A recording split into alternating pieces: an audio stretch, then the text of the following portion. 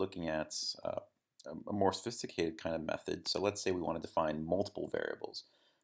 So we do define print info. One way is we can give it static variables, static input, or variables that we actually give it a different type or variety of kinds of values. So for instance, in this case, you have print info with name, which can be any kind of name, Mike, John, whatever. It's a string, essentially, in this case, it's going to be. And then we're telling it age equals 35. That is, regardless of how we define other inputs or whatever inputs, age will be 35, unless we override that variable. And I'll talk about overriding soon. But here we're going to say, we're going to print the name, so we're going to give it a little more functionality than previously. And then we're going to tell it to print age. So age also is going to be printed. So age was defined, remember, as 35. And then we're just going to tell it to return. Okay, so it should just return. And then now we're going to call it, hopefully, it'll print. So Mike. So you can see Mike is printed because Mike now is assigned to name. So name is assigned to Mike. And it printed also age 35 because you can see age was already defined as this kind of static. Now, what if I just did this? Instead of Mike and then age was, let's say, 36. So you can see now age changed to 36. So what this is called is overriding. That is, even though age was defined as 35, so if I don't do anything to age, it'll always be 35. However, I can override that initial value, and I can give it a different value, so 36. So age becomes 36.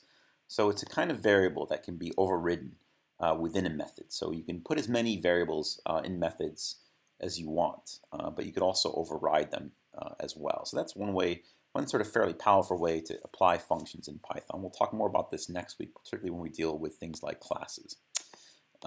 Okay, so that's an example of overriding. So you can see another example, you might add 50, and then you would print, of course, 50. So that's an example of doing that.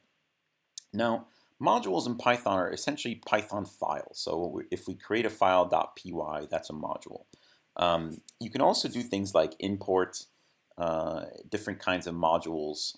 So to do that, you use the from, the name of the module, and then you import the specific kinds of library that you're referencing to. So we'll talk more about this next week, but basically this is a way of how we're going to use functionality from other kinds of written or compiled code, or even just written functions. But just for now, you should know that a module is essentially a Python file with a py ending. Okay, and we're going to talk about try, catch, or try else clauses. These are ways to execute code within the try, and then you have other sort of clauses. So try will mean basically you execute the following code after the try. In this case, so you do the try, and then you execute this code.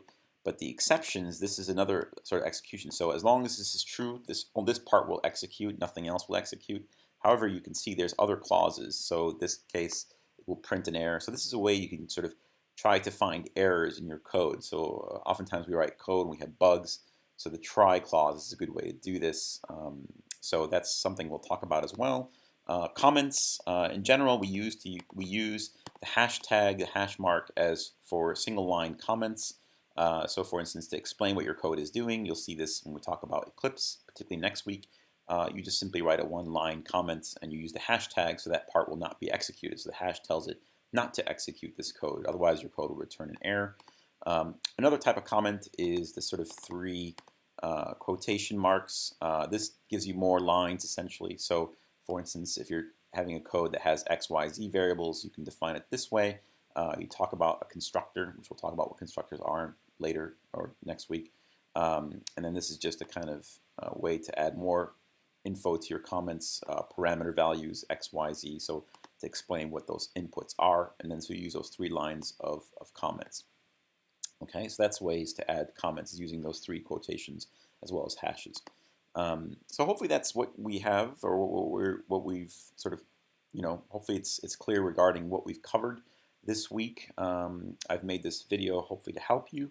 Obviously, if there's questions, please let me know. I'm more than happy to do that, or at least to inform you about any of the issues that we talked about in class or in this video. But do let me know, and we'll be covering classes next week.